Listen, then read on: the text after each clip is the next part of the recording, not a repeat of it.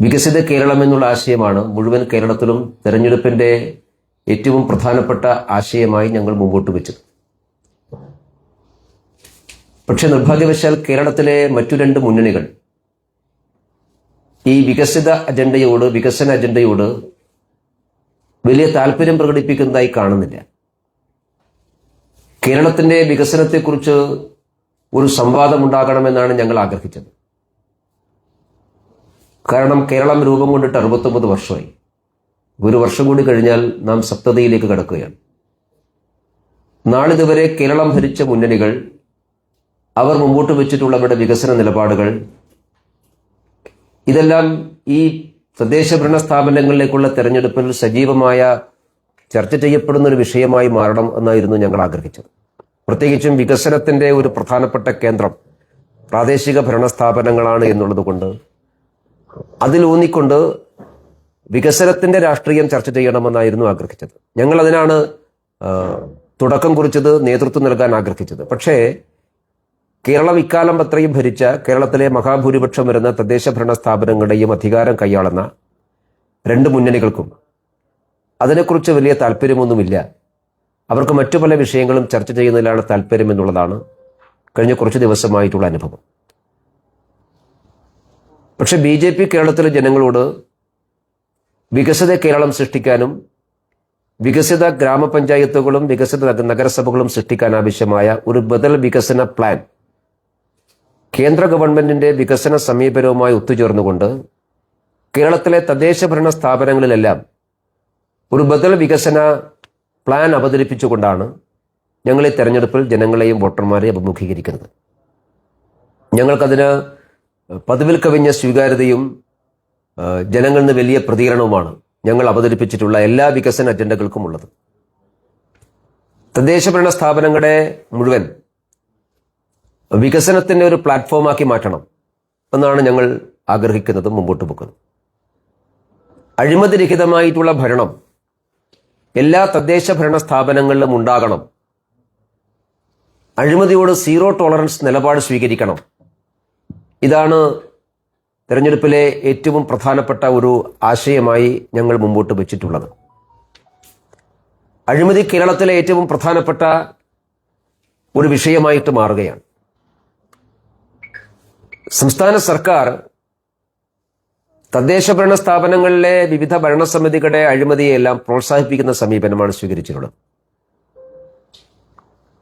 കേരളത്തിലെ വിവിധ തദ്ദേശ ഭരണ സ്ഥാപനങ്ങളിലേക്ക് ഉയർന്നു വന്നിട്ടുള്ള എല്ലാ അഴിമതിയെയും സംരക്ഷിക്കുന്ന നിലപാടാണ് സംസ്ഥാന സർക്കാർ സ്വീകരിച്ചിട്ടുള്ളത്. ഇപ്പൊ കേരളത്തിലെ പ്രധാനപ്പെട്ട കോർപ്പറേഷനുകൾക്കൊക്കെ എതിരായിട്ട് വലിയ അഴിമതി ആരോപണങ്ങളാണ് ഉയർന്നു വന്നിട്ടുള്ളത്. ഓഡിറ്റ് ജനറൽ റിപ്പോർട്ടിൽ എല്ലാ നഗരസഭകളുടെയും ഭരണസമിതിക്കെതിരായിട്ടുള്ള ഗുരുതരമായിട്ടുള്ള ആരോപണങ്ങൾ ഉയർന്നു വന്നിരിക്കുകയാണ്. പക്ഷെ അതിനോടെല്ലാം സത്യത്തിൽ ഇത് അന്വേഷിക്കേണ്ട സംസ്ഥാന ഓംബുഡ്സ്മാൻ, ആ ഓംബുഡ്സ്മാൻ തദ്ദേശ ഭരണ സ്ഥാപനങ്ങളുടെ അഴിമതിയോട് ഒരു സന്ധി ചെയ്യുന്ന സമീപനമാണ് സ്വീകരിച്ചിട്ടുള്ളത്.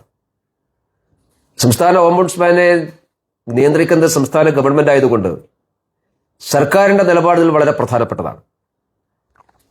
ഗവൺമെന്റ് അവരുടെ അഴിമതി സംരക്ഷിക്കണമെന്നുള്ളത് കൊണ്ടാണ് തദ്ദേശ ഭരണ സ്ഥാപനങ്ങളുടെ അഴിമതിയും സംരക്ഷിക്കാൻ തയ്യാറാകുന്നത്. ഇപ്പൊ സംസ്ഥാന സർക്കാരിനെതിരായിട്ട് ഉയർന്നു വന്നിട്ടുള്ള ഏറ്റവും ഒടുവിലത്തെ ആരോപണം കിഫ്ബിയുമായി ബന്ധപ്പെട്ടുകൊണ്ടുള്ളതാണ്. ഇന്നലെ ബഹുമാനപ്പെട്ട മുഖ്യമന്ത്രി അതിന് മറുപടി പറയുന്നത് കേട്ടു. റിസർവ് ബാങ്കിന്റെ ചട്ടങ്ങൾക്ക് വിരുദ്ധമായി ഒന്നും ചെയ്തിട്ടില്ല എന്നാണ് മുഖ്യമന്ത്രി പറഞ്ഞിട്ടുള്ളത്. പക്ഷേ റിസർവ് ബാങ്ക് ഉന്നയിച്ചിട്ടുള്ള ഏറ്റവും പ്രധാനപ്പെട്ട ഒരു ചോദ്യത്തിന് ഇതുവരെ സംസ്ഥാന സർക്കാർ മറുപടി നൽകിയിട്ടില്ല.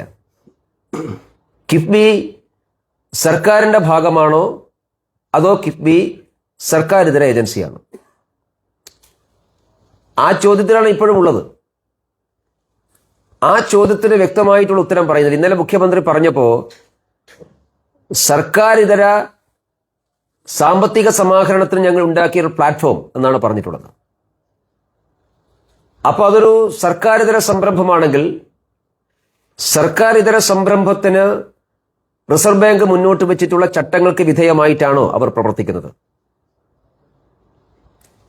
ഇപ്പൊ ED അയച്ചിട്ടുള്ള നോട്ടീസിൽ പറയുന്ന ഏറ്റവും പ്രധാനപ്പെട്ട കാര്യം, മസാല ബോണ്ട് ഇറക്കി അതിൽ നിന്ന് സമാഹരിച്ച തുക കൊണ്ട് കേരളത്തിൽ ഭൂമി കൈകാര്യം ആദ്യം ഉയർന്നത് CAG ആണ്. കൺട്രോളർ ആൻഡ് ഓഡിറ്റർ ജനറൽ കേരളത്തിലെ ധനകാര്യ മാനേജ്മെന്റിനെ കുറിച്ച് പറയുന്ന സന്ദർഭത്തിൽ സൂചിപ്പിച്ചിട്ടുള്ള ഒരു കാര്യം, കിഫ്ബി, കാരണം കിഫ്ബി പണം സമാഹരിക്കുന്നത് സംസ്ഥാന സർക്കാരിന്റെ ജാമ്യത്തിലാണ്. അല്ലാതെ കിഫ്ബിക്ക് വേറെ എന്താ ജാമ്യമുള്ളത്? അപ്പൊ സംസ്ഥാന സർക്കാരിന്റെ ജാമ്യത്തിൽ കിഫ്ബി എന്ന് പറയുന്ന ഒരു സമാന്തര ധനകാര്യ ഏജൻസി പണം സമാഹരിക്കുമ്പോൾ അത് സർക്കാരിന്റെ ഭാഗമായിട്ട് തന്നെ വേണം കണക്കാക്കാൻ. ഈ വാദം CAG ഉന്നയിച്ചപ്പോൾ സംസ്ഥാന ഗവൺമെന്റ് അതിനെ നിശിതമായി എതിർത്തത് ഇത് സർക്കാർ ഇതര ഏജൻസി അല്ല എന്നാണ്. അപ്പൊ സർക്കാർ ഇതര ഏജൻസി അല്ലെങ്കിൽ പിന്നെ അവർക്ക് ഭൂമി വാങ്ങാൻ സാധിക്കില്ല. ഈ പൊരുത്തക്കേടുകളെ കുറിച്ചാണ് ED ഇപ്പൊ ചോദിച്ചിട്ടുള്ളത്. ഈ പൊരുത്തക്കേടിന് എന്തുത്തരമാണ് സംസ്ഥാന സർക്കാരിനുള്ളത്? അപ്പൊ കിഫ്ബിയിലൂടെ നടക്കുന്ന കോടിക്കണക്കിന് രൂപയുടെ വലിയ ക്രമക്കേടുകൾ, സാമ്പത്തിക ഇറഗാലുരിറ്റി, മിസ്മാനേജ്മെന്റ്, സാമ്പത്തിക മിസ്മാനേജ്മെന്റ്, ഇത് ചൂണ്ടിക്കാണിക്കുമ്പോൾ അത് കേരളത്തിന്റെ വികസനത്തെ തടസ്സപ്പെടുത്തുകയാണ് എന്ന് പറയുന്നതിൽ എന്തർത്ഥമാണുള്ളത്? ഒരു ഗവൺമെന്റിന് കടം മേടിക്കാനുള്ള പരിധിയുണ്ട്.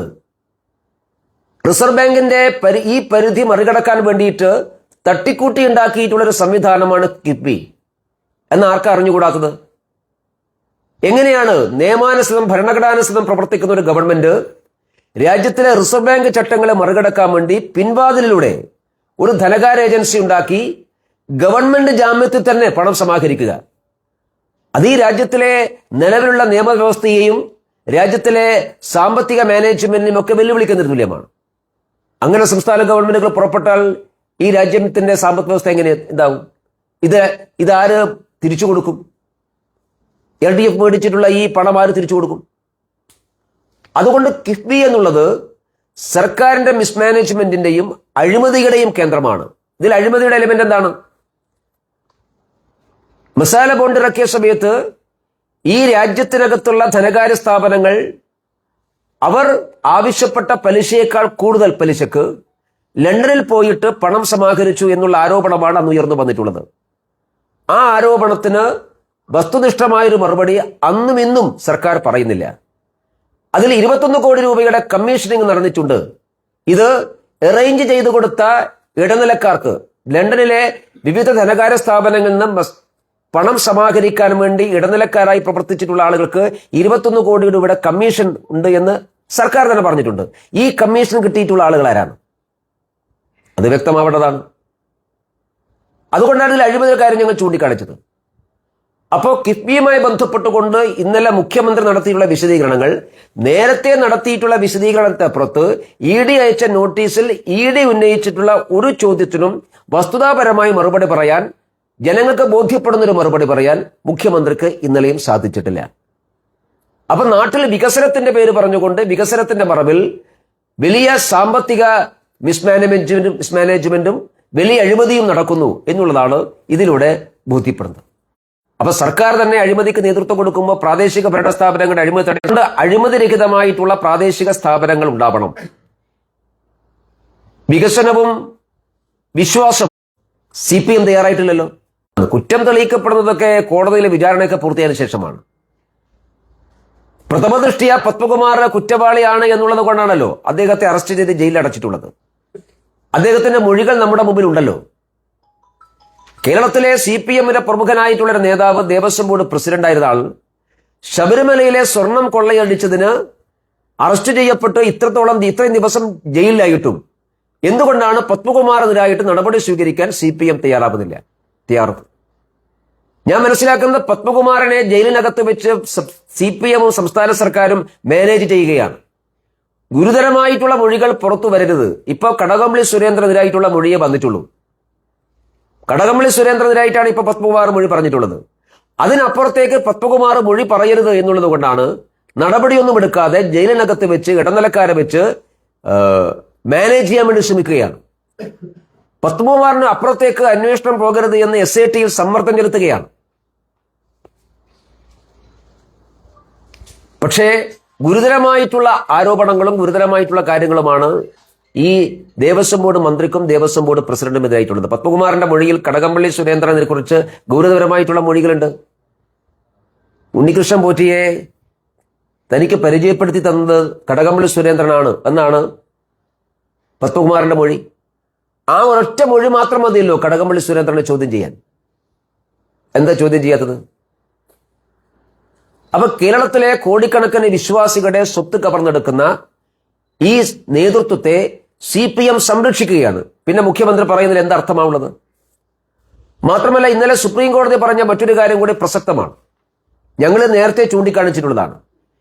കേരളത്തിലെ ക്ഷേത്രത്തിന്റെ സ്വത്ത് CPMന് ഉപയോഗിക്കാനുള്ളതല്ല, CPMന്റെ ബാങ്കുകൾ സംരക്ഷിക്കാനുള്ളതല്ല. CPMന്റെ സഹകരണ ബാങ്കുകൾ, CPM നിയന്ത്രിക്കുന്ന സഹകരണ ബാങ്കുകളിലെ ധനകാര്യ നഷ്ടം നികത്താനുള്ളതല്ല കേരളത്തിലെ ക്ഷേത്ര സ്വത്ത്, ക്ഷേത്രത്തിന്റെ പണം, വിശ്വാസികളുടെ പണം. ഇതാണ് ഇന്നലെ സുപ്രീം കോടതി പറഞ്ഞിട്ടുള്ളത്. ഞങ്ങൾ എത്രയോ കാലമായി ഇത് പറയുന്നതാണ്. കേരളത്തിലെ ക്ഷേത്രത്തിന്റെ സ്വത്ത് CPMന്റെ ബാങ്കിലാണ് നിക്ഷേപിക്കുന്നത്. ഗുരുവായൂർ ദേവസ്വം ബോർഡിന്റെ പണമുള്ളത് കേരള ബാങ്കിലാണ്. തിരുനെല്ലി ഉൾപ്പെടെയുള്ള കേരളത്തിലെ പ്രധാനപ്പെട്ട ക്ഷേത്രങ്ങളിലെ പണം പ്രാദേശിക സഹകരണ ബാങ്കിൽ നിക്ഷേപിക്കുകയാണ്. ഇപ്പൊ തിരുനെല്ലി ക്ഷേത്രത്തിന്റെ ഭരണസമിതി കോടതിയിൽ പോകാനുള്ള കാരണം അവർ അവിടുത്തെ പ്രാദേശിക ബാങ്കിൽ പണം നിക്ഷേപിച്ചു, CPMന്റെ ബാങ്കിൽ പണം നിക്ഷേപിച്ചു.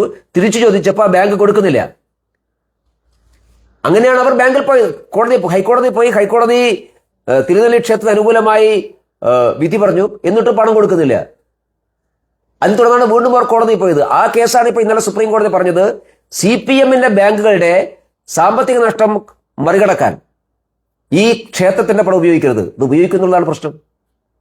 അപ്പൊ കേരളത്തിലെ ക്ഷേത്ര സ്വത്തുക്കൾ CPM കൊള്ളയടിക്കുകയാണ് എന്നുള്ള ഭാരതീയ ജനതാ പാർട്ടിയുടെ ആരോപണം വസ്തുതാപരമായി ശരിയാണ് എന്ന് ഇന്നലെ സുപ്രീം കോടതിയുടെ പരാമർശത്തിലൂടെ ബോധ്യമായിരിക്കുകയാണ്.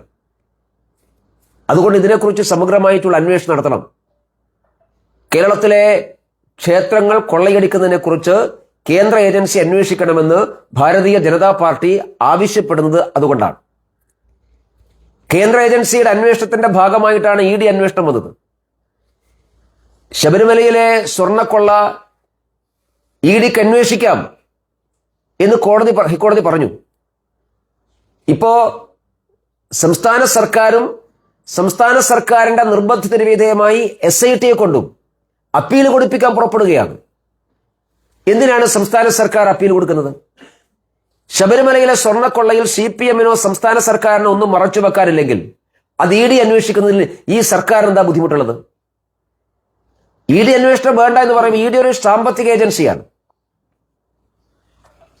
അപ്പൊ ഇതിലെ ബഹുമാനപ്പെട്ട ഹൈക്കോടതി തന്നെ ചൂണ്ടിക്കാണിച്ചിട്ടുള്ളത് ഈ ശബരിമലയിലെ സ്വർണ്ണക്കൊള്ളക്ക് പുറകിൽ അന്താരാഷ്ട്ര തലത്തിൽ പ്രവർത്തിക്കുന്ന വിഗ്രഹമോഷക സംഘങ്ങളുണ്ട് എന്ന് സംശയിക്കേണ്ടിയിരിക്കുന്നു എന്ന് ഹൈക്കോടതി പറഞ്ഞിട്ടുള്ളതാണ്. അപ്പൊ അങ്ങനെ അന്തർ സംസ്ഥാന ബന്ധങ്ങളും അന്തർദേശീയ ബന്ധങ്ങളുമുള്ള ഒരു വലിയ സാമ്പത്തിക കുറ്റകൃത്യമായിട്ട് ഈ ശബരിമല കൊള്ള മാറുകയാണ്.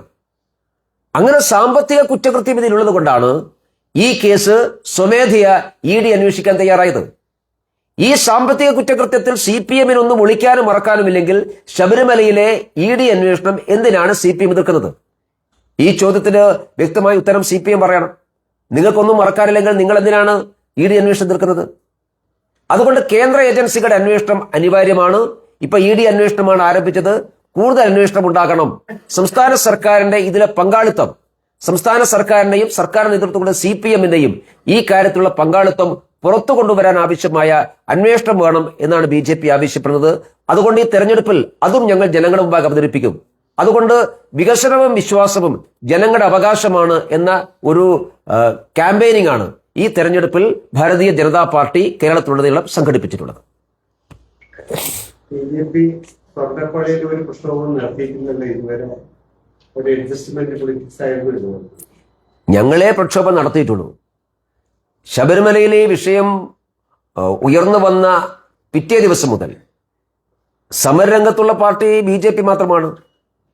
ഞങ്ങളാണ് കേരളത്തിലെ എല്ലാ ജില്ലാ കേന്ദ്രങ്ങളിലും കളക്ടറേറ്റ് മാർച്ച് നടത്തിയത്. ഞങ്ങളാണ് പത്തനംതിട്ടയിൽ ജില്ലാ ആസ്ഥാനത്തേക്ക് ആദ്യം മാർച്ച് നടത്തിയത്. ഞങ്ങളാണ് മുഖ്യമന്ത്രിയുടെ ഓഫീസിലേക്കും സെക്രട്ടേറിയറ്റിലേക്ക് യുവമോർച്ച മാർച്ച് നടത്തി, മഹിളാ മോർച്ച മാർച്ച് നടത്തി, മുഖ്യമന്ത്രിയുടെ ഓഫീസിലേക്ക് BJP മാർച്ച് നടത്തി. ഞങ്ങൾ 24 മണിക്കൂർ നീണ്ടുനിൽക്കുന്ന ഉപരോധ സമരം സെക്രട്ടേറിയറ്റിൽ ഞങ്ങളാണ് നടത്തിയത്. എല്ലാ നിയോജക മണ്ഡലങ്ങളുടെ അടിസ്ഥാനത്തിലും ശബരിമല സംരക്ഷണ സമ്മേളനങ്ങൾ ഞങ്ങളാണ് സംഘടിപ്പിച്ചത്. ജില്ലാ കേന്ദ്രത്തിൽ ശബരിമലയെ സംരക്ഷിക്കാൻ ആവശ്യപ്പെട്ട കൂട്ടായ്മ ഞങ്ങളാണ് സംഘടിപ്പിച്ചത്. ഞങ്ങളല്ലാതെ വേറെ സമരം നടത്തിയത്. ഇതൊരു ക്യാമ്പയിനിങ് ഇഷ്യൂ ആണ്. ഞങ്ങളാണ് സമരമുഖത്തിൽ. ഇപ്പോഴും ഞങ്ങൾ ഈ തെരഞ്ഞെടുപ്പ് ക്യാമ്പയിന്റെ ഭാഗമായി വീടുകൾ പോകുമ്പോൾ ഇതിൽ കേന്ദ്ര ഗവൺമെന്റ് ഇടപെടണം എന്നാവശ്യപ്പെട്ടുകൊണ്ടുള്ള ഒപ്പ് സമാഹരണം കൂടി നടത്തുകയാണ്. നടന്നുകൊണ്ടിരിക്കുകയാണ്, ഇപ്പോഴും നടന്നുകൊണ്ടിരിക്കുന്നു. 1 കോടി ഒപ്പുകൾ സമാഹരിച്ചുകൊണ്ട് ഞങ്ങൾ കേന്ദ്ര ഗവൺമെന്റ് സമർപ്പിക്കാൻ വേണ്ടി പോവുകയാണ്. ശബരിമല വിഷയത്തിൽ കേന്ദ്രം ഇടപെടണമെന്ന് ആവശ്യപ്പെട്ടുകൊണ്ട്. അപ്പൊ ഇപ്പോഴും സമരംഗത്ത് ഞങ്ങൾ മാത്രമല്ല. UDF എന്താ ചെയ്തിട്ടുള്ളത്? UDF ആകെ 2 മാർച്ച് നടത്തി, അത് വഴിക്ക് വെച്ച് അവസാനിപ്പിച്ചു. അതല്ലേ UDF ചെയ്തിട്ടുള്ളത്? അതുകൊണ്ട് സമരമുഖത്ത് സജീവമായി ഇപ്പോഴും നിലനിൽക്കുന്ന പാർട്ടി BJP ആണ്.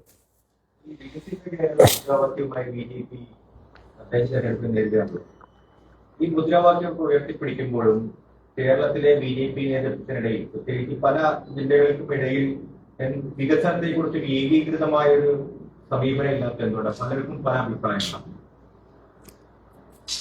വികസനത്തെ കുറിച്ച് പല അഭിപ്രായത്തിന്റെ ആവശ്യമില്ലല്ലോ. ഓരോ സ്ഥലത്തെയും വികസനത്തെ കുറിച്ച് വ്യത്യസ്ത അഭിപ്രായം ഉണ്ടാവും. മെട്രോ, ഈ കാര്യങ്ങളോ? മെട്രോയിൽ എന്താ അഭിപ്രായ വ്യത്യാസം? മെട്രോ ഏതുവരെ വരണം എന്നതിനെ കുറിച്ചൊക്കെ പല ആളുകൾ, ഓരോ സ്ഥലത്തെയും ആളുകൾക്ക് അവിടെ മെട്രോ വേണമെന്ന് ആഗ്രഹം ഉണ്ടാവില്ലേ? ഞങ്ങൾ മുഴുവൻ കേരളത്തിനുടെയും ഒരു വികസന രേഖയല്ലല്ലോ മുമ്പോട്ട് വെക്കുന്നത്.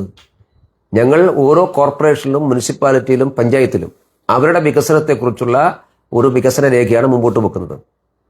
അപ്പോൾ ഓരോ സ്ഥലത്തും അവരുടെ ആഗ്രഹങ്ങളും ആവശ്യങ്ങളുമാണ് വികസന രേഖയിൽ ഉണ്ടാവുക. ഞങ്ങൾക്ക് മെട്രോയെക്കുറിച്ചോ എയിംസിനെ കുറിച്ചോ ഒരു അഭിപ്രായ വ്യത്യാസവും ഇല്ല. കേരളത്തിലെ എല്ലാ പ്രധാനപ്പെട്ട നഗരങ്ങളിലും മെട്രോ വേണം എന്നുള്ളതാണ് BJPയുടെ നിലപാട്. അതിനനുസരിച്ചുള്ള ഇൻഫ്രാസ്ട്രക്ചർ പക്ഷേ കേരളത്തിലില്ല, കേരളത്തിൽ സാധിക്കില്ല. ആദ്യം നഗരത്തിൽ വികസനം, അമൃത പദ്ധതി അനുസരിച്ചുള്ള നഗര വികസനം കേരളത്തിൽ പൂർത്തീകരിക്കപ്പെടണം. പശ്ചാത്തല സൗകര്യങ്ങൾ വർദ്ധിപ്പിക്കണം. ആ പശ്ചാത്തല സൗകര്യങ്ങൾ വർദ്ധിപ്പിച്ച് നഗര വികസനം പൂർത്തിയായാൽ മാത്രമേ മെട്രോ പോലെയുള്ള വലിയ പദ്ധതികൾ കേരളത്തിലെ നഗരങ്ങൾ നടപ്പിലാക്കാൻ വേണ്ടി സാധിക്കുള്ളൂ. ഇപ്പൊ കൊച്ചി മെട്രോ പോലും സാമ്പത്തിക നഷ്ടത്തിലാണ്. എന്തുകൊണ്ടാണ് നഷ്ടത്തിലാവുന്നത്? സാമ്പത്തിക നഷ്ടത്തിലാവുന്നത് അതിനനുസരിച്ചുള്ള പശ്ചാത്തല സൗകര്യങ്ങൾ കൊച്ചിയിൽ വളരാത്തത് കൊണ്ടാണ്. അപ്പൊ കേരളത്തിലെ പ്രധാനപ്പെട്ട മഹാനഗരങ്ങളിൽ മെട്രോ വിജയിക്കണമെങ്കിൽ നഗരങ്ങളിൽ അമൃത പദ്ധതി പ്രകാരമുള്ള പശ്ചാത്തല സൗകര്യ വികസനം ആദ്യം പൂർത്തീകരിക്കണം. പക്ഷേ നിർഭാഗ്യവശാൽ കേരളത്തിലെ എല്ലാ കോർപ്പറേഷനുകളും എല്ലാ മുനിസിപ്പാലിറ്റികളും കേന്ദ്ര സർക്കാരിന്റെ അമൃത പദ്ധതിയോട് മുഖം തിരിഞ്ഞു നിൽക്കുകയാണ്. അതാണ് പ്രശ്നം. നഗരവികസനത്തിന് വേണ്ടി കോടിക്കണക്കിന് രൂപയാണ് കേരളത്തിന് കൊടുക്കുന്നത് ഗവൺമെന്റ്. ഇത് ചെലവാക്കുന്നില്ല. അത് ചെലവാക്കിയിട്ട് നഗരങ്ങൾ ആദ്യം വികസിക്കണം. ഞങ്ങളുടെ ഏറ്റവും പ്രധാനപ്പെട്ട വികസന രേഖയിലെ പ്രധാനപ്പെട്ട കാര്യം നഗരവികസനത്തിന് പ്രാധാന്യം കൊടുത്തുകൊണ്ടുള്ളതാണ്. അതാണ് ഞങ്ങൾ മുമ്പോട്ട് പോകുന്നത്. BJP എല്ലാ സ്ഥലത്തും സ്ഥാനാർത്ഥികൾ നിർത്താതെ ഒരുപാട് ഗ്യാപ്പ് ഉണ്ടല്ലോ, അതെന്താണ്? ഞങ്ങളാണ് കേരളത്തിൽ ഏറ്റവും കൂടുതൽ. പാലക്കാടല്ല, പാലക്കാട് ജില്ല എന്ന് പറഞ്ഞ് ഒരു ചാനൽ റിപ്പോർട്ട് ചെയ്തതല്ലേ, അത് മണ്ണാർക്കാട് ഭാഗത്താണ്. അവിടെ ഞങ്ങൾക്ക് പ്രവർത്തനമില്ലാത്ത സ്ഥലമാണ്. ഞങ്ങളാണ് ഏറ്റവും കൂടുതൽ സ്ഥാനാർത്ഥികൾ നിർത്തിയത്. 21,000-ലേറെ സ്ഥാനാർത്ഥികളെ ദേശീയ ജനാധിപത്യ സഖ്യം നിർത്തിയിട്ടുണ്ട്.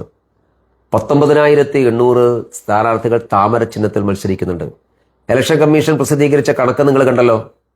ഞങ്ങൾ 18,700 സ്ഥലത്ത് സ്ഥാനാർത്ഥികളെ താമര ചിഹ്നം നിർത്തിയപ്പോൾ CPM നിർത്തിയത് കേവലം 14,000-ആണ്. കോൺഗ്രസ് നിർത്തിയത് 15,000-ആണ്. അപ്പൊ ഏറ്റവും കൂടുതൽ സ്ഥാനാർത്ഥികൾ നിർത്തിയ പാർട്ടി BJP ആണ്. ഞങ്ങളുടെ ചിഹ്നത്തിലാണ് ആളുകൾ മത്സരിക്കുന്നത്. പള്ളിക്കര പഞ്ചായത്തിലെ 17 വാർഡുകളിലും 4 ബ്ലോക്ക് പഞ്ചായത്തിലും BJP സ്ഥാനാർത്ഥിയില്ല. BJPക്ക് സ്ഥാനാർത്ഥികളെ നിർത്തണമെങ്കിൽ ഞങ്ങൾക്ക് പിന്താങ്ങാൻ ഒരാളുടെ സ്ഥലത്തല്ലേ നിർത്താൻ പറ്റുള്ളൂ, അത്രയല്ലേ നിർത്താൻ പറ്റുള്ളൂ. അപ്പൊ ഞങ്ങൾക്ക് സ്വാധീനമുള്ള, ഞങ്ങൾക്ക് പ്രവർത്തകരുള്ള എല്ലാ സ്ഥലം ഞങ്ങൾ അവകാശമുള്ള 23,000 വാർഡിൽ എല്ലാ വാർഡിൽ നിർത്താൻ ഞങ്ങൾ പരിശ്രമിച്ചു. പക്ഷെ കുറച്ച് വാർഡ് ഞങ്ങൾക്ക് സാധിക്കില്ല. പക്ഷെ കഴിഞ്ഞ പ്രാവശ്യത്തിന്റെ ഇതൊക്കെ എത്രയോ കൂടുതൽ. കഴിഞ്ഞ പ്രാവശ്യം ഞങ്ങൾക്ക് എല്ലാം കൂടി 17,000 വാർഡിലെ സ്ഥാനാർത്ഥികളായിരുന്നുള്ളൂ. ഈ പ്രാവശ്യം ഞങ്ങൾ 21,000 വാർഡുകൾ സ്ഥാനാർത്ഥികൾ നിർത്തി. അതാണ് വ്യത്യാസം. ഇപ്പം നേരത്തെ പറഞ്ഞു സഹകരണ ബാങ്കുകൾ CPM-ന്റെ സഹകരണ ബാങ്കുകൾ നഷ്ടം നിർത്താൻ വേണ്ടി ദേവസ്വത്തിന്റെ സ്വത്ത് ഉപയോഗിക്കുന്നതിന് നേരത്തെ പറഞ്ഞു. അതേസമയത്ത് ഇപ്പോൾ തിരുവനന്തപുരം ജില്ലയിൽ നേരത്തെ ഒരു ആത്മഹത്യ കുറിച്ചുള്ള വാർത്തകൾ കേരളം ചർച്ച ചെയ്തതാണ്. അതിനുശേഷം ഇപ്പോൾ BJPയുടെ സംസ്ഥാന നേതൃത്വത്തിലുള്ള ഓഫീസ് ചുമതലയുള്ള ഒരു ഭാരവാഹിക്കെതിരെ അദ്ദേഹം ഭരണസമിതിയിലുള്ള ബാങ്കിൽ നിന്നും അനധികൃതമായി വായ്പ തരപ്പെടുത്തി ലക്ഷങ്ങളുടെ ബാധ്യത ആ സ്ഥാപനത്തിന്, ആ ബാങ്കിന് ഉണ്ടാക്കി വെച്ചെന്നുള്ള ഒരു വാർത്ത തുടർച്ചയായി വന്നുകൊണ്ടിരിക്കുന്നുണ്ട്. അപ്പോൾ BJPയുടെ ഭാഗത്തു നിന്നും ഇത്തരത്തിലുള്ള വീഴ്ചകൾ ഉണ്ടാകുന്നുണ്ട്. അപ്പോൾ അത് എന്തുകൊണ്ട് മറച്ചു വെക്കുന്നു? അതും കൂടി എക്സ്പോസ് ചെയ്യണ്ടേ? അതിൽ രണ്ട് കാര്യമാണ്. ഒന്ന്, കേരളത്തിൽ എവിടെയും BJP ഒരു പൊളിറ്റിക്കൽ പാർട്ടി എന്ന നിലയ്ക്ക് ബാങ്ക് നടത്തുന്നില്ല. സഹകരണ ബാങ്കുകൾ BJP നേതാക്കന്മാരും BJP പ്രവർത്തകന്മാരും അംഗങ്ങളായിട്ടോ അവർ ഇനീഷ്യേറ്റീവ് എടുത്തിട്ടുണ്ട്. അതിലൊന്നും BJPക്ക് നിയന്ത്രണമൊന്നുമില്ല. അതായത് നിയന്ത്രണം മീൻസ് അവിടുത്തെ ഭരണസമിതി ആരാവണം എന്ന് തീരുമാനിക്കുന്ന BJP അതിൽ റോളുമില്ല. തിരുവനന്തപുരത്ത് ഇത് കുറച്ച് കൂടുതലാണ്. തിരുവനന്തപുരത്ത് ധാരാളം BJP നേതാക്കന്മാർ സംസ്ഥാന സഹകരണ വകുപ്പിന്റെ അനുമതിയോടുകൂടി അവർ സ്വകാര്യമായിട്ട് സഹകരണ സ്ഥാപനങ്ങൾ, വിവിധ മേഖലയിലെ സഹകരണ സ്ഥാപനങ്ങൾ നടത്തുന്നുണ്ട്. ടൂറിസത്തിന്റെയും മറ്റു മേഖലയിലൊക്കെ നടത്തുന്നുണ്ട്. അതിലൊന്നും തന്നെ പാർട്ടിക്ക് യാതൊരു നിയന്ത്രണവും ഇല്ല. പാർട്ടി അതൊന്നും ഇടപെട്ടിട്ടുമില്ല. അത് അവരവരുടെ സ്വകാര്യ സംരംഭമായിട്ട് അവർ മുമ്പോട്ട് കൊണ്ടുപോവുകയാണ്. താങ്കൾ ചൂണ്ടിക്കാണിച്ച വിഷയത്തിൽ പെരിങ്ങമല സർവീസ് സഹകരണ ബാങ്കുമായി ബന്ധപ്പെട്ടുകൊണ്ടാണ്. അവിടെ BJPയുടെ സംസ്ഥാന ജനറൽ സെക്രട്ടറി ഒരു 3 വർഷം ഡയറക്ടർ ബോർഡ് മെമ്പറായിരുന്നു, 2013 മുതൽ 2016 വരെ. അതും BJPയുടെ കപ്പാസിറ്റി ഒന്നുമില്ല, ഇൻഡിവിജ്വൽ കപ്പാസിറ്റിയിലാണ്. പക്ഷേ 2014 അദ്ദേഹം ആ ബാങ്ക് ഡയറക്ടർ ബോർഡിൽ നിന്ന് രാജിവെച്ചു. ആ ബാങ്കിൽ സാമ്പത്തികമായിട്ട് പ്രശ്നങ്ങൾ ഉണ്ടായിട്ടുണ്ട്. നിക്ഷേപിച്ചിട്ടുള്ള ആളുകൾക്ക് പണം തിരിച്ചു കൊടുക്കാൻ ബാക്കിയുണ്ട് എന്നാണ് ഞാൻ മനസ്സിലാക്കുന്നത്. അത് സംബന്ധിച്ച് പരാതി വന്നപ്പോൾ ബാങ്ക് ഡയറക്ടർ ബോർഡ് മെമ്പർമാരെല്ലാം ഈ ബാങ്കിന്റെ ലയബിലിറ്റി ഈക്വലായിട്ട് ഷെയർ ചെയ്ത് തിരിച്ചടക്കണം എന്ന് സംസ്ഥാന സഹകരണ വകുപ്പ് ഉത്തരവിട്ടു. അതൊരു വിചിത്രമായ ഉത്തരവാണ്.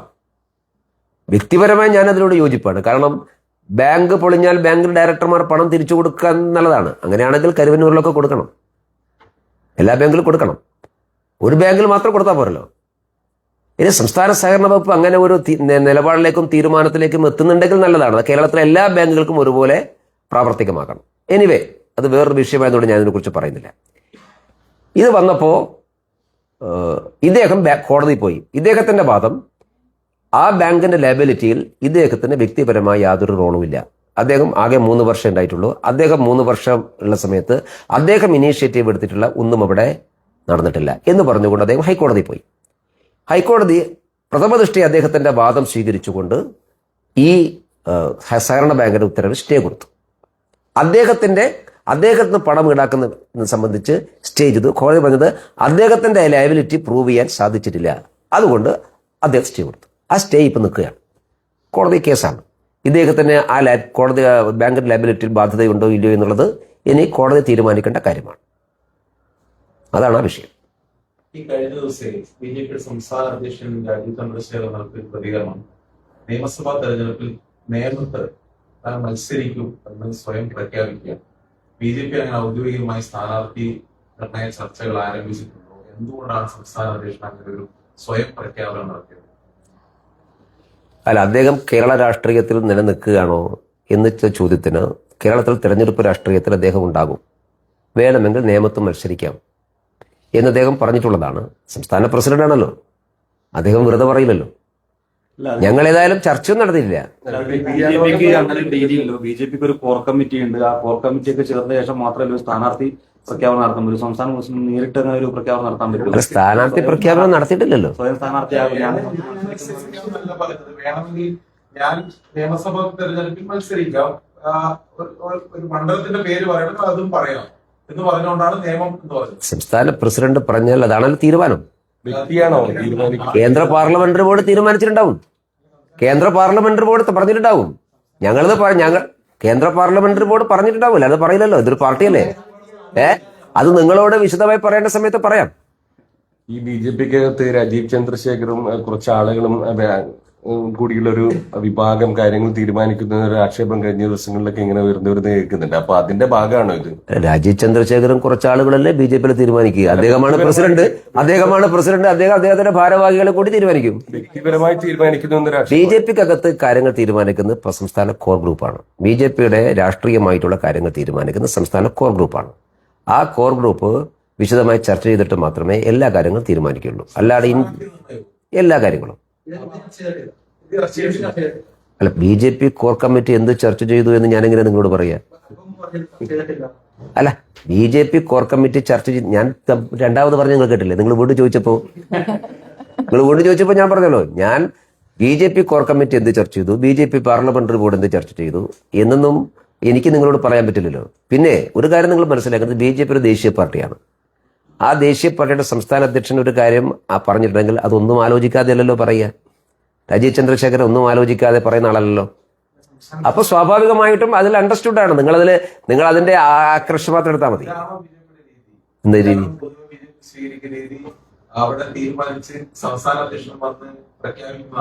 അല്ല, തീരുമാനിച്ചിട്ടില്ല നിങ്ങളോടും പറഞ്ഞില്ലല്ലോ. പറഞ്ഞല്ലോ നിയമത്ത് വേണമെങ്കിൽ ഞാൻ മത്സരിക്കും എന്നല്ലേ പറഞ്ഞത്. നാളെ MLA ചുനി തീരുമാനിച്ചിട്ട് ഞാൻ മഞ്ചേശ്വരത്ത് മത്സരിക്കും വേണമെങ്കിൽ എന്ന് പറഞ്ഞാൽ ആ രീതിയാണോ BJPക്ക് നിലവിലുള്ളത്? മന്മലക്ഷ്മി പറഞ്ഞിട്ടില്ലല്ലോ. അല്ല, അങ്ങനെ നിങ്ങൾ എന്തിനാ അവരെ കുഴപ്പത്തിലാക്കുന്നത്? അധ്യക്ഷനായി വന്നതിന് ശേഷം BJPയുടെ A ക്ലാസ് ഫണ്ട്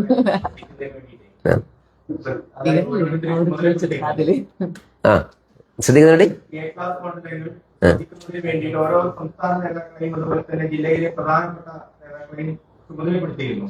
അതിന്റെ ഭാഗമായിട്ടായിരിക്കും പറഞ്ഞ പരാമർശം. അല്ല, പ്രാദേശിക തെരഞ്ഞെടുപ്പിൽ BJPയുടെ കേരളത്തിലെ എല്ലാ പ്രധാനപ്പെട്ട നേതാക്കന്മാരും പെർട്ടിക്കുലറായിട്ട് ചുമതലയുണ്ട്. ഞങ്ങളെല്ലാവരും നിശ്ചയിക്കപ്പെട്ട സ്ഥലങ്ങളിൽ പാർട്ടിയെ വിജയിപ്പിക്കാൻ വേണ്ടി പരിശ്രമിക്കുകയാണ്. അപ്പം അതിൽ സംസ്ഥാന കോർ ടീമിലെ മുഴുവൻ ആളുകൾക്കും പെർട്ടിക്കുലറായിട്ട് അവർ ശ്രദ്ധിക്കേണ്ട സ്ഥലം നിശ്ചയിച്ചിട്ടുണ്ട്.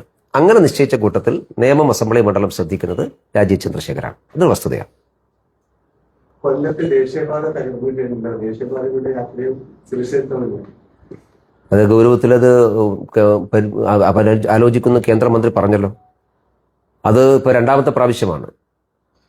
സ്വാഭാവികമായിട്ടും അതിൽ കരാറുകാർക്കിടെ മിസ്മാനേജ്മെന്റ് ഉണ്ട് എന്ന് പരിശോധിക്കേണ്ടതായിട്ടുണ്ട്. അതിൽ ഇടപെടാം, അന്വേഷിക്കും എന്ന് പറഞ്ഞിട്ടുള്ളൂ. ദേശീയപാത അതോറിറ്റിയാണ് ഈ കാര്യം തീരുമാനിക്കുന്നത്. ദേശീയപാത അതോറിറ്റിയുടെ കാര്യത്തിൽ വീഴ്ച വന്നിട്ടുണ്ടോ എന്ന് കേന്ദ്ര ഗവൺമെന്റ് പരിശോധിക്കും. ഇപ്പം കുരിയാട് പ്രശ്നമുള്ള സമയത്ത് ഇത് പരിശോധിക്കുകയും അതിന്റെ സംവിധാനം തന്നെ മാറ്റി ഇപ്പം അവിടെ മേൽപ്പാലം ഉണ്ടാക്കുകയാണ്. ഇത് കേരളത്തിന്റെ എനിക്ക് തോന്നിയിട്ടുള്ളത്, കേരളത്തിന്റെ ഒരു ഭൂമിശാസ്ത്രപരമായിട്ടുള്ള സാഹചര്യം ഈ കരാറുകാരായിട്ടുള്ള ആളുകൾ നാഷണൽ ഹൈവേ അതോറിറ്റി വേണ്ടത്ര പരിശോധിച്ചിട്ടുണ്ടാവില്ല എന്നാണ് ഞാൻ മനസ്സിലാക്കുന്നത്. അതുകൊണ്ടാണ് ഇടിഞ്ഞു പോകുന്നത്. വെള്ളം പോകാനുള്ള സംവിധാനം ഇല്ലാത്തതുകൊണ്ടാണ് ഇടിഞ്ഞു പോകുന്നത്. ഇപ്പോൾ കൊല്ലത്തും സംഭവിച്ചതാണ്. 2 മതിൽ കെട്ടുന്ന സമയത്ത് വെള്ളം പോകാനുള്ള സംവിധാനം ഇല്ലാത്തതുകൊണ്ടാണ്. കാരണം കേരളത്തിന്റെ കാലാവസ്ഥ ഇപ്പം മാറിയിട്ടുണ്ട്. ഇപ്പം മഴ നിൽക്കുന്നില്ല കേരളത്തിൽ. പണ്ടൊക്കെ വൃശ്ചിക മകരമാസത്തിൽ മഴ ഉണ്ടാവാറുണ്ട്. ഇപ്പോൾ ഈ സമയത്ത് മഴയല്ലേ. അപ്പോൾ കേരളത്തിന്റെ കാലാവസ്ഥ നമ്മൾക്ക് പ്രതീക്ഷിക്കുന്നത് അപ്പുറത്ത് മാറുകയാണ്. അതിനനുസരിച്ചുള്ള രീതിയാണ് ദേശീയപാതയിൽ ഉണ്ടാവേണ്ടത്. അതിൽ തകരാറ് സംഭവിച്ചുകൊണ്ട് ഈ അപകടം ഉണ്ടാവുന്നത് അത് ഗൗരവതരമായ വിഷയമാണ്. ഈ കോഴിക്കോട് മലപ്പുറത്തുള്ള സമയത്ത് തന്നെ ഞങ്ങൾ BJP തന്നെ കേന്ദ്ര മന്ത്രിയെ കാണുകയും അദ്ദേഹം ഈ കാര്യത്തിൽ ഒരു പ്രത്യേക അന്വേഷണ സംഘത്തെ നിശ്ചയിക്കുകയും ചെയ്തിട്ടുള്ളതാണ്. കേരളത്തിലെ മുഴുവൻ ദേശീയപാതയുടെയും സുരക്ഷയെ സംബന്ധിച്ച് വിശദമായ ഒരു പരിശോധന ഉണ്ടാകണമെന്നാണ് BJP അക്കാര്യത്തിൽ കേന്ദ്ര സർക്കാരോട് ആവശ്യപ്പെട്ടിട്ടുള്ളത്. ശബരിമല സ്വർണ്ണക്കൊള്ള BJP നന്നായി കൈവരിക്കാൻ പറ്റുന്ന പ്രചാരണം കോൺഗ്രസ്. ഇപ്പൊ ഈ രാഹുൽ മാങ്കുട്ടത്തിൽ വിഷയം അദ്ദേഹത്തെ അറസ്റ്റ് ചെയ്യാതെ ഇങ്ങനെ CPM അല്ലെങ്കിൽ ഇടതുപക്ഷം കൊണ്ടുപോലെ തോന്നുന്നുണ്ട്. അതായത് ഈ ഒരു സ്വർണ്ണക്കൊള്ള ഐഡന്റിറ്റി ചെയ്യപ്പെടാതിരിക്കുന്ന മനഃപൂർവ്വമായ ശ്രമമാണെന്ന് തോന്നുന്നു. സംശയം എന്താ? ഇപ്പൊ രക്ഷപ്പെട്ടല്ലോ, അറസ്റ്റ് തടഞ്ഞല്ലോ കോടതി. ഇനിയിപ്പോ ശരിക്കും രാഹുൽ മാങ്കൂട്ടത്തിന്റെ അറസ്റ്റ് നീട്ടിക്കൊണ്ടുപോകുന്നതും ഹൈക്കോടതിയെ കൊണ്ട് അറസ്റ്റ് തടയാൻ ആവശ്യമായ ഒരു വിധി രാഹുൽ മാങ്കൂട്ടത്തിൽ സമ്മാനിച്ചു കൊടുക്കുകയും ചെയ്തിട്ടുള്ളതിന്റെ പിറകിൽ CPM-ഉം സംസ്ഥാന സർക്കാരുമാണ്. അവരാണ്. ഇല്ലെങ്കിൽ രാഹുൽ മാങ്കൂട്ടത്തിൽ നേരത്തെ അറസ്റ്റ് ചെയ്യാമായിരുന്നു. കേരളത്തിലെ പോലീസ് അത്ര മോശക്കാരായിട്ടുള്ള പോലീസൊന്നുമല്ലല്ലോ. രാഹുൽ മാങ്കൂട്ടത്തിലെ നേരത്തെ ട്രേസ് ചെയ്യപ്പെടാമായിരുന്നു. രാഹുൽ മാങ്കൂട്ടത്തിൽ എവിടെയാണുള്ളത് എന്ന് കേരള പോലീസ് നന്നായിട്ടറിയാം. തൽക്കാലം അറസ്റ്റ് ചെയ്യേണ്ടതില്ല എന്ന് സംസ്ഥാന പോലീസിനോട് നിർദ്ദേശിച്ചിട്ടുണ്ട്, ആഭ്യന്തര വകുപ്പ് നിർദ്ദേശിച്ചിട്ടുണ്ട്. അതാണ് കാര്യം. കാരണം അറസ്റ്റ് വൈകുന്തോറും ഇതിങ്ങനെ ലൈം ലൈറ്റ് നിൽക്കുകയാണല്ലോ. അതിന്റെ പ്രയോജനം CPM ഉണ്ടാവും. അതായിരിക്കും. മറ്റു വിഷയങ്ങൾ ചർച്ച ചെയ്യുന്നില്ലല്ലോ. നമ്മൾ പോലും ചർച്ച ചെയ്യുന്നില്ലല്ലോ. കേരളത്തിലെ മാധ്യമങ്ങളുടെ പ്രൈം ടൈം ഡിബേറ്റ് ശബരിമല മാറി രാഹുൽ മാങ്കൂട്ടത്തിലായില്ലേ? എത്ര പെട്ടെന്നാണ് കേരളത്തിൽ സാഹചര്യങ്ങൾ മാറിപ്പോയത്. അത് ആഗ്രഹിക്കുന്നത് CPM ആണ്. ഇല്ലെങ്കിൽ ഈ പരാതി വന്നിട്ട് ഇപ്പോൾ 9ാമത്തെ ദിവസമാണ്. പരാതി വന്ന ദിവസം പരാതി കൊടുത്തിട്ട് പരാതി കൊടുത്ത് 1 മണിക്കൂറിനുള്ളിൽ ആ പരാതി ADGPക്ക് കൈമാറുകയാണ്. അപ്പൊ മുഖ്യമന്ത്രി ADGPക്ക് ഒരു പരാതി കൈമാറുമ്പോൾ പോലീസുകാർക്ക് നന്നായിട്ട് അറിയാം ഇത് കേസെടുക്കാൻ വേണ്ടിയിട്ടാണ്. ഈ പരാതി കൈമാറുന്ന സന്ദർഭത്തിൽ രാഹുൽ മാങ്കൂട്ടത്തിൽ പാലക്കാട് ജില്ല കണ്ണാടിയിൽ ഒരു ഇലക്ഷൻ ക്യാമ്പയിനിലാണ്. സംസ്ഥാന പോലീസിന് വേണമെങ്കിൽ അലർട്ടായി കണ്ണാടി പഞ്ചായത്ത് വിട്ടുപോകാതെ ശ്രദ്ധിക്കാമായിരുന്നല്ലോ. കണ്ണാടി പഞ്ചായത്ത് ഒരു ഗ്രാമമില്ല, ആ ഗ്രാമത്തെ എങ്ങനെ രക്ഷപ്പെടാനാ? പാലക്കാട് നിന്ന് എങ്ങനെ രക്ഷപ്പെടാനാ? അപ്പൊ രക്ഷപ്പെടാനുള്ള അവസരം ഉണ്ടാക്കി കൊടുത്തു, നിങ്ങൾ രക്ഷപ്പെട്ടോളൂ. എന്നിട്ട് അദ്ദേഹം ഒരു സുഹൃത്തിന്റെ കാറിൽ തിരുവനന്തപുരത്ത് പോയി എന്നാണ് പറയുന്നത്. വഞ്ചിയൂർ കോടതിയിൽ പോയി, കോടതി വളപ്പിൽ പോയിട്ട് വക്കാലത്ത് ഒപ്പിട്ട് കൊടുത്തതിന് ശേഷമാണ് പോലും അദ്ദേഹം പിന്നെ ബാംഗ്ലൂരിലേക്ക് പോകുന്നത്.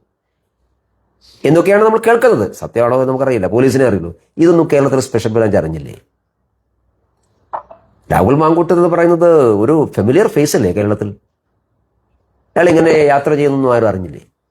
പിന്നെ എന്ത് സ്പെഷ്യൽ ബ്രാഞ്ചാണ്? അപ്പൊ അറിയാത്തതല്ല, അറിഞ്ഞിട്ടാണ്. തൽക്കാലം അറസ്റ്റ് ചെയ്യേണ്ടതില്ല. ഇനിയിപ്പോൾ കോടതി തടഞ്ഞതുകൊണ്ടാണ് അറസ്റ്റ് ചെയ്യാത്തതെന്ന് പറയാനോ? CPM രക്ഷപ്പെട്ടല്ലോ, ഹൈക്കോടതി അറസ്റ്റ് തടയാൻ പറഞ്ഞു. അപ്പോൾ 11-ാം തീയതി വരെ ഇതിങ്ങനെ നിർത്തണം. ഇതാണ് CPMന്റെ ആവശ്യം. അതുകൊണ്ട് CPM ആണ് രാഹുൽ മാങ്കൂട്ടത്തിൽ സംരക്ഷിച്ചത്. ഇല്ലെങ്കിൽ ബാംഗ്ലൂരിൽ, ഇന്നിപ്പോൾ ഞാൻ ഒരു പത്രത്തിൽ വായിച്ചു, ബാംഗ്ലൂരിൽ ആഡംബര ഫ്ലാറ്റിലാണ് രാഹുൽ മാങ്കൂട്ടത്തിലുള്ളത്. പത്രക്കാർക്ക് കിട്ടി, എന്നിട്ട് പോലീസിന് കിട്ടാത്തത്? എല്ലാവർക്കും അറിയാം രാഹുൽ മാങ്കൂട്ടത്തിൽ എവിടെയുള്ളത്, എല്ലാവർക്കും അറിയാം. ആരുടെ വാഹനത്തിലാണ് പോയെന്ന് എല്ലാവർക്കും അറിയാം. ആ വാഹന ഉടമയെ എന്താ ചോദ്യം ചെയ്തത്? ഒരു വാഹനത്തിലാണ് പോയത്. ആ വാഹനം ആരുടെ വാഹനമാണെന്ന് പോലീസുകാർക്ക് നന്നായിട്ട് അറിയാം. ആ വാഹന ഉടമയെ ചോദ്യം ചെയ്യണ്ടേ? ചോദ്യം ചെയ്തിട്ടില്ലല്ലോ. അപ്പൊ ഇതൊക്കെ പോലീസിന്റെ നാടകമാണ്. പോലീസ് രാഹുൽ മാങ്കൂട്ടത്തിനെ പോലീസിന്റെ വ്യക്തിപരമായ താല്പര്യമല്ല, അത് സംസ്ഥാന സർക്കാരിന്റെ ആഭ്യന്തര വകുപ്പ് നിർദ്ദേശപ്രകാരം നടത്തിയിട്ടുള്ള നാടകമായിട്ടേ ഞങ്ങൾ അതിനെ കാണുന്നു. ആരിക്കാടിൽ ഒരു ടോൾ ഗേറ്റ് വരികയാണ്, 20 കിലോമീറ്ററിനകത്ത് ടോൾ ഗേറ്റ് ആണ്. അത് ഈ കാസർഗോട്ടെ ജനങ്ങൾ കൊള്ളയടിക്കാനുള്ള ഒരു പദ്ധതിയാണ്. അങ്ങനെ വരാൻ പാടില്ല. 100 കിലോമീറ്ററിന്റെ അകത്താണ് ടോൾ ഗേറ്റ് വരുന്നത്. ആരിക്കാടിലെല്ലാം പൂർത്തിയായിട്ടുണ്ട്. അല്ല, എനിക്ക് പർട്ടിക്കുലർ വിഷയത്തെ കുറിച്ച് അറിയില്ല. ടോൾ ഗേറ്റ് ഓൾറെഡി ഉണ്ട്. അല്ല, ടോൾ ഗേറ്റിന് ദൂരപരിധിയുണ്ട്. ആ ദൂരപരിധിക്കകത്താണ് ടോൾ ഗേറ്റെങ്കിൽ സ്വാഭാവികമായിട്ടും അത് പരാതി കൊടുത്ത് പരിഹരിക്കേണ്ട വിഷയമാണ്. അല്ല, അങ്ങനെ ഉണ്ടെങ്കിൽ സ്വാഭാവികം ദേശീയപാത അതോറിറ്റിക്കെതിരായിട്ട് ആരും കേസിന് പോകില്ലേ? ഇപ്പോൾ ഹൈക്കോടതിയിൽ കേസുണ്ടോ? നമ്മൾ കൊടുത്തിട്ടുണ്ട്. നമ്മൾ നേരിട്ടായിട്ട് ഗഡ്കരിജിനെ കണ്ടിട്ട് സ്റ്റേറ്റ് പ്രസിഡന്റ് പോയിട്ട് ലെറ്റർ കൊടുത്തിട്ടുണ്ട്. അപ്പൊ അത് നേരിട്ട് പറഞ്ഞതാണ്, ലെറ്റർ കൊടുത്തതെല്ലാം ഉണ്ട്. അപ്പോ അത് ഇപ്പോ ടെമ്പററി ആണ്. ഒന്നല്ല, ടെമ്പററി ഗഡ്കരിജി പറഞ്ഞത്. ടോൾ ഗേറ്റ് തുടങ്ങി കോടതി പോകാലോ. നമ്മള് ടോൾ പ്ലാസയിൽ കോടതി പോയിട്ട് കോടതിയല്ലേ തടഞ്ഞത്? ടോൾ തുടങ്ങിയിട്ടില്ലല്ലോ. സെറ്റപ്പ് അല്ലായുള്ളൂ, തുടങ്ങിയിട്ടില്ലല്ലോ. പൈസ മേടിക്കാൻ തുടങ്ങിയിട്ടില്ലല്ലോ. അപ്പൊ ഇനി സമയമുണ്ട്. BJP അതിലേക്ക് ശക്തമായിട്ട് അതിന് വേണ്ടി എല്ലാ വർക്കുകൾ ചെയ്തിട്ടുണ്ട്. കൊടുക്കണം, പിന്നെ കൊടുക്കാണ്ട് ഞാൻ കൊടുക്കണം. ടോള് ഇല്ലാതെ ടോൾ കൊടുക്കേണ്ടത് അതേപോലെ BJPയുടെ ജില്ലാ പ്രസിഡന്റ് കൊടുക്കണം. ടോള് കൊടുക്കാതിരിക്കാൻ പറ്റില്ല. അല്ല, അത് നമ്മുടെ രാജ്യത്തിലെ സിസ്റ്റം ഇപ്പോഴങ്ങനെയാണ്. ദേശീയപാത വികസനം, എല്ലാ ദേശീയപാത വികസനവും അതിന്റെ പണം സമാഹരിക്കുന്നത് ടോൾ ഗേറ്റിലൂടെയാണ്. അത് രാജ്യത്തുള്ള നയമാണ്. ഇപ്പൊ കഴിഞ്ഞ 10-20 വർഷമായിട്ട് 2005 മുതൽ അങ്ങനെയാണ്. പുതിയതൊന്നുമല്ലല്ലോ. നമ്മള് എറണാകുളം തൃശ്ശൂർ റൂട്ടിൽ എത്ര കാലമായി ടോൾ കൊടുക്കാൻ തുടങ്ങിയിട്ട്? ഇപ്പോൾ ഗവൺമെന്റ് ആലോചിക്കുന്നത് ടോള് നിർത്തുന്നതിനെ കുറിച്ച് കേന്ദ്ര സർക്കാർ ആലോചിക്കുന്നുണ്ട്. ഇപ്പൊ കഴിഞ്ഞ ദിവസവും കേന്ദ്ര മന്ത്രി ഗഡ്കരി പറഞ്ഞിരുന്നു ഈ ടോൾ ഗേറ്റുകൾ ഒഴിവാക്കുന്നതിനെ കുറിച്ച്. കാരണം പണം വാഹനം വാങ്ങുന്ന സമയത്ത് തന്നെ ഈടാക്കുന്നതിനെ കുറിച്ച് കേന്ദ്ര ഗവൺമെന്റ് ആലോചിക്കുക. അങ്ങനെ ഈ ടോൾ ഗേറ്റുകൾ ഒഴിവാക്കും. ടാക്സിന്റെ കൂട്ടത്തിൽ അതുകൂടി ഒരു മിനിമം എമൗണ്ട് നിശ്ചയിച്ച് വാങ്ങിയാൽ മതിയല്ലോ. ഓൾറെഡി ടോൾ ടാക്സ് നമ്മൾ കൊടുക്കുന്നുണ്ട്. ഇതുകൂടി അതിന്റെ കൂടെ ചേർത്ത് വാങ്ങിക്കുന്നതിനെ കുറിച്ച് ആലോചിക്കാണ്. ടോൾ ഗേറ്റുകൾ ഒഴിവാക്കുന്നതിനെ കുറിച്ച് കേന്ദ്ര ഗവൺമെന്റ് ആലോചിക്കുന്നുണ്ട്. പക്ഷേ it will take time. Okay, അപ്പോൾ ഒരിക്കൽ കൂടി എല്ലാവരോടും നന്ദി പറയുന്നു. കാസർഗോഡ് പ്രസ് ക്ലബിൽ മീറ്റ് ദ പ്രസിൽ ഞാൻ ആദ്യമായിട്ടാണ്. പത്രസമ്മേളനം നടത്താറുണ്ട്, വിവിധ പ്രസിൽ ആദ്യമായിട്ടാണ്. അപ്പം നന്ദി.